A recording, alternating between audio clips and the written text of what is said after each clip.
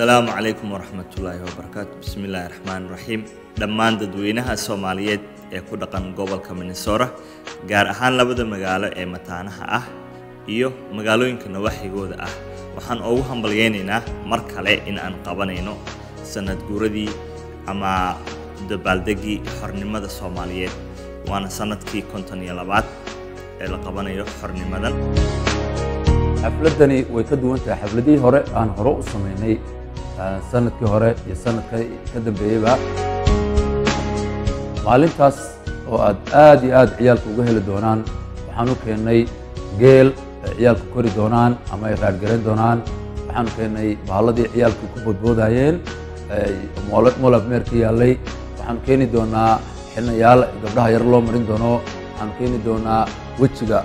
ciyaalka loo marmarinayo xiddigta Soomaaliya calankii Mareykanku uu ku sawiran yahay waxyaabo badan oo ciyaalka soo jiidanaya sidii mar walba uga helaan waxaan keeni doonaa baluuno ciyaalka oo calanka Soomaaliya ku sawiran yahay calankii Mareykanku uu ku sawiran yahay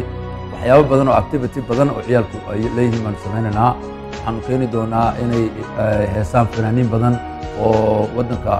Minneapolis ka mid ah waxaan iman doonaa dumar badan oo brown barban dhaanta jiri doonta waxyaabahaas oo dhan ayaa jiri doona marka waxaan jeclaan lahayn inay waalidiintu ka soo qayb galaan khaasatan hooyooyinka iyo aabbayaasha carruurtooda inaan ka soo hadhin ay soo kaxeeyaan gaar ahaan haddaba dadka Soomaaliyeed waxaan ugu hambalyeynaa in qoysaska Soomaaliyeed sanadkan inaan si farxad leh aan ugu dabaaldegayno ahmiyadda ay leedahay ama uu leeyahay qoyska Soomaaliyeed marka fadlan haddii aad tahay qoys Soomaaliyeed ama haddii aad tahay dhalinyaro ama haddii aad tahay Soomaali mar walba waxaan kugu soo dhaweynaynaa si farxad leh inaan nagala soo qayb gasho. xafladda waxaa lagu dhigi doonaa wadada caanka Lake Street waa meesha ay ku taalo oo ku yaalo moolka Soomaalida ee caanka ah la yiraahdo Carmel wadadaas ayaa waxaa la xirayaa inta u dhaxaysa Blasdale iyo inta u dhaxaysa Pleasant waa meesha uu ku yaalo White Castle-ka iyo Wendy's-ka. haddaba waxyaabaha aan sanadkan ugu talagalnay dadweynaha Soomaaliyeed waxaa ka mid ah hidiyo dhaqankii Soomaaliyeed sidoo kale waxyaabo badan oo dadka aan rabno iyagu inaynu ogaanin ay indhahooda ku arkaan kali ah oo aan halkan ka sheegi karin.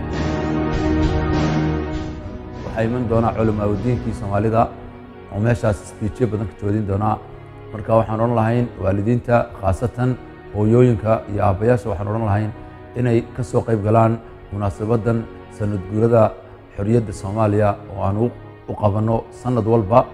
oo ay tahay markan sanadkii saddexaad aanu sameynayno waxaan oran lahayn nagala soo qayb gala idinkoo ciyaalka keenaya xafladdii si ay u arkaan inay xorriyaddoodii ay tahay wax munaasabada ay tahay waxaan oran lahaa ka soo qayb gala. Assalaamu calaykum waraxmatullahi wabarakaatu.